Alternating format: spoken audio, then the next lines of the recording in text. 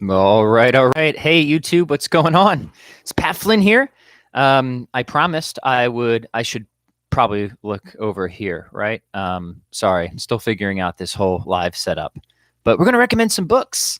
Like I said, I wanted to start doing some more YouTube lives. I'm going to start uploading more podcasts here, some conversations that I have with some cool people. And yeah, so do me a favor, like the video. If you well, maybe you want to watch it first and then you can like it. I don't want any fake likes. But if consider sharing it, and then if you have any questions or anything, this is sort of an impromptu live. I didn't announce this, but we're gonna just do some random book recommendations. I'd like to do this every now and then. I often get a lot of questions through email or Instagram on just what I'm reading and what I would recommend to read. So we'll have some different topics here, from philosophy to fitness, and hopefully we'll give you some good stuff to chew on. So the first book is actually on my Kindle, so I don't have it to show you, but it's a good fitness book, and it was on sale. One of my podcast listeners notified me to this. It is Phil Maffitone's book on endurance training, and it's called The Big Book of Endurance Training by Phil Maffitone. So I can't show you that one because I don't have it, but he's got a really good section on that book. You can see here a chapter called Fit But Unhealthy. It's chapter 27. I would definitely recommend reading that because he really drives home the point that fitness, that's the ability to complete a task. Cool, important, but you can often become less healthy, or you can trend in the direction of unhealthiness if you don't understand that fitness and health are not necessarily the same thing. You know, health being something like the ideal interplay of the organs and bodily systems, fitness, the ability to complete a task. So most people, most of the time, certainly me, we want a both and, not an either or. We want our fitness to contribute to our health. We want to be able to perform well, but also live long and prosper. Okay, very good. All right, let me just start going through the stack here. Sorry, I'll scoot the books over here so I'm not obnoxiously leaning in and out of the camera all the time. Let's do a philosophy one. I've been revisiting our old friend, if you're listening to the podcast, Seneca. This is the Stoic philosophy of Seneca. It's a collection of his essays and letters. Lots of wisdom in the Stoics. I love revisiting the Stoic philosopher. Seneca's got a great rhetorical style. Two essays in here I would really recommend. One is on the shortness of life. If you're a subscriber to the podcast, you probably heard me recommend that essay because Seneca he's really useful for an attitude adjustment or readjustment, right? He gets you to kind of, I don't want to say see the bright side of things, but he gets you to kind of to just think about how important the virtues are and what it means to live a virtuous life. So I would recommend this book, even just for the two essays on the shortness of life and on providence. Really well written. Seneca is an interesting guy. He's got a great rhetorical style. So I've been revisiting the Stoics for a little research project I'm doing. Somebody on Instagram asked for a book on symbolic logic. Here's the one that I like and recommend, that I've recommended for a while. So if you want more of the mathematical logic, this one is, I think, a great introduction by Susan Langer. It's just called An Introduction to Symbolic Logic. If you want a different logic book on categorical logic, I would say Socratic Logic by Peter Kreeft. Hard to read because of the mirroring. Sorry, I don't know. Flipping it upside down probably won't help, but it's called Symbolic Logic by. I'll put just a list of all the books in the show notes below. So that's a good one. Logic, right? Teaching you to think in straight, consistent channels. Very important skill. We wanna be logical thinkers. The next one, I'm still going to hold them up, even though I know it shows it's backwards. I'm sorry. I've recommended this book many times, but I need to recommend it again. It's called How to Read a Book by Mortimer J. Adler. Adler was a great philosopher. Really interesting life, really interesting philosophical journey. But this book, it's not like how to read. This isn't a book teaching you how to read. It's a book that teaches you how to really engage with a text and how to be an active reader. And when it's just you and a text, how to go from a level of understanding less to understanding more, how to ask a text good questions, how to wrestle with a text, active reading techniques to really help you not just acquire new information, but wisdom and understanding. So it's not a book on reading. It's not a book on speed reading. It's a book really on how to learn, how to be a good student. What's up, Bruno? How are you? So this is Mortimer J. Adler's got a ton of great books, but I would start with How to Read a Book. This is his classic. It's a perennial bestseller, and for good reason. So can't recommend it enough. Definitely snag that. More on the philosophy side here. What is by Dr. Michael Torre. An introduction to metaphysics. So metaphysics is first philosophy. It's studying the sort of fundamental principles and structure of reality. It concerns questions of causation, identity, change.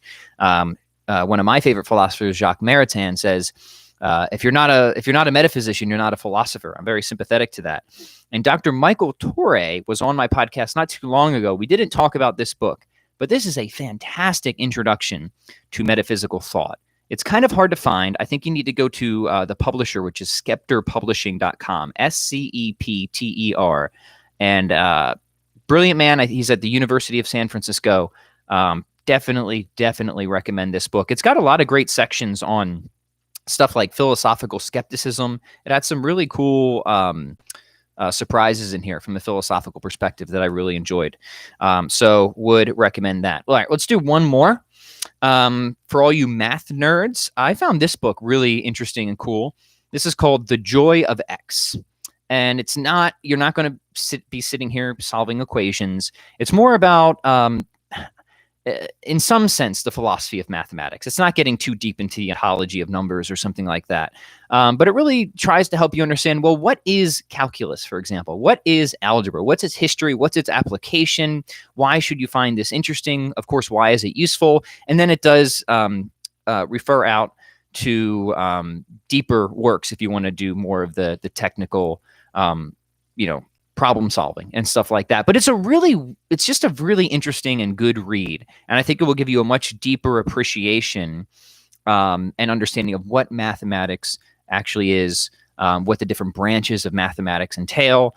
So even if you're not super interested in math, I've always enjoyed math. On the podcast, I was just on the podcast with Dan John, and somebody asked if I could go and do my degrees over again. Would I choose something different? And my undergrad was economic and finance. I was a dual major in economics and finance, and philosophy was my master's. And I think if I went back, I might have just done math. I might just do like a pure math degree or something like that. So I've always liked math, but I think that you would enjoy this book even if you don't like math, because it's really well written. Strogatz is just a great writer. He's got a great style. So I think you'll think this book is fun, and I think you'll learn stuff from it. So that's all I have for you on this segment. I just wanted to do another test. So how does this sound, by the way? Does this sound okay with this headphone? For those of you that are tuning in live, I'd love to hear your feedback. Can you hear me okay? Does it look all right? Is this a good format if we were to do more live streams? I just want to make sure that, okay, good. Sounds good. Hey, hope you are doing well as well, Reverb. Got my guitar in the picture there. By the way, if you guys want to see my guitars real quick. So we'll do a little show and tell.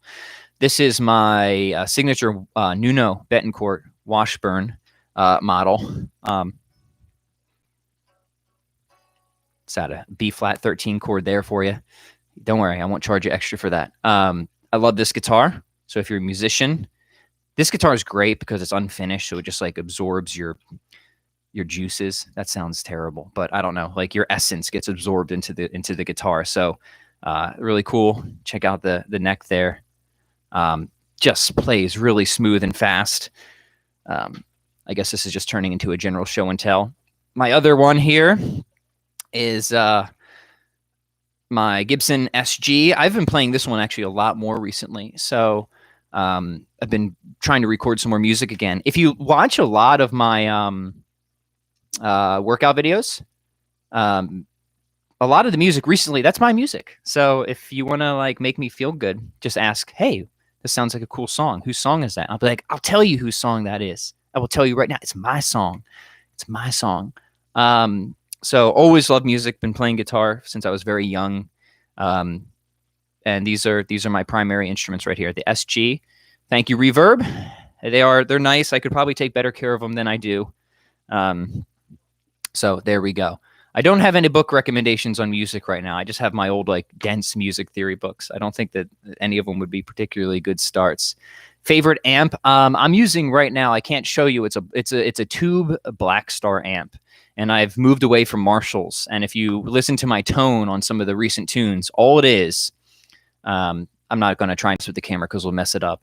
All it is just a dynamic mic right in front of the Black Star amp, straight into Pro Tools. That's it. I'm not playing around with. I'm a minimalist, right? So I like the guitar. I like the amp. I don't really use any effects at all. For better or worse, I could probably do some cooler things if I had some fun effects, but I just like to keep it basic. So yeah, I love the Black Star tone. I was always I bounced back and forth between Marshalls and Fenders for a number of years, and I played the Black Star. Fell absolutely in love with it. So yeah, sweet guys. This is fun. Thanks for tuning in.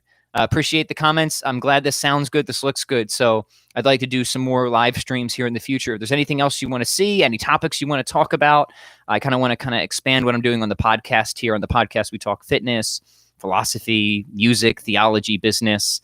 It's very generalist, right? Enjoy the buffet of life. There's so many good things out there to learn and do and practice. So I want to start doing that more here. So thanks for tuning in. I appreciate you helping me with this test. And stay tuned. I'm just about to upload my recent podcast with Dan John. I'm start getting the videos on YouTube as well. So appreciate it, guys. Please like, subscribe, share. Help me get the cobwebs off this YouTube channel. Help me resuscitate this. And yeah, we'll do this more often. Appreciate it. Take care.